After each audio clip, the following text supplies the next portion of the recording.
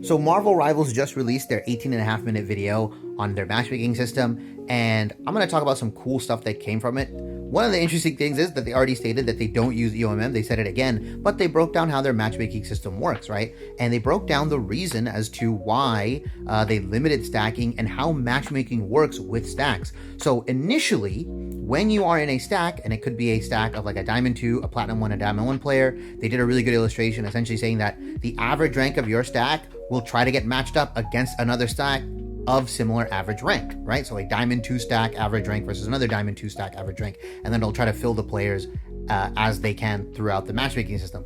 But as the minutes and seconds go on, the pool of players will expand to matchmaking. So sometimes you won't get a 3 stack versus a 3 stack all the time. Or if you do get a 3 stack versus 3 stack, the other, let's say 6 remaining players will be divided up amongst the teams. And sometimes it'll be a 2 stack and a solo queue player. And then on the other side, it'll be 3 solo queue players, right? So it will try to matchmake stacks against stacks with the average rank. But as time goes on, you have to kind of expand the pool of players so that matchmaking doesn't take forever. This is not that much of a problem in the lower ranks like Platinum and Diamond, but obviously in like Celestial, Grandmaster, those kind of ranks where as players rank higher and higher, the player base tends to fall off because there's less players in those ranks. You can't have 3, 4, 5 mega stacks because the matchmaking will get increasingly more imbalanced because of the matchmaking system trying to find a suitable pool of players. And it does get capped at a certain point, but the removal of stacking at all those higher ranks ensures that it's much more fair matchmaking. But back to the point on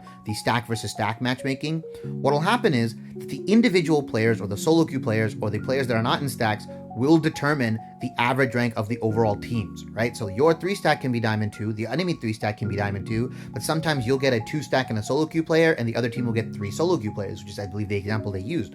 So they would give the 2 stack, who has a pretty high average rank, over to you, and the 3 solo queue players would all be a higher rank individually than potentially your team, right? That has the 2 stack and the 3 stack.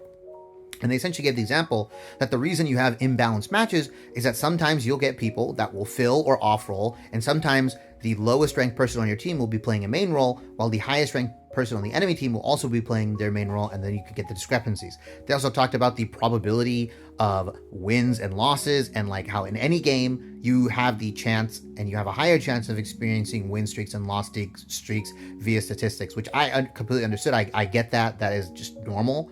But essentially it boiled down to like, hey, we don't use EOMM. Here's a complete breakdown mathematical of how you get your points, the matchmaking, why we do stacking and everything. And essentially it boils down to is like, get good. The reason you're in the rank you are in is because it's your fault.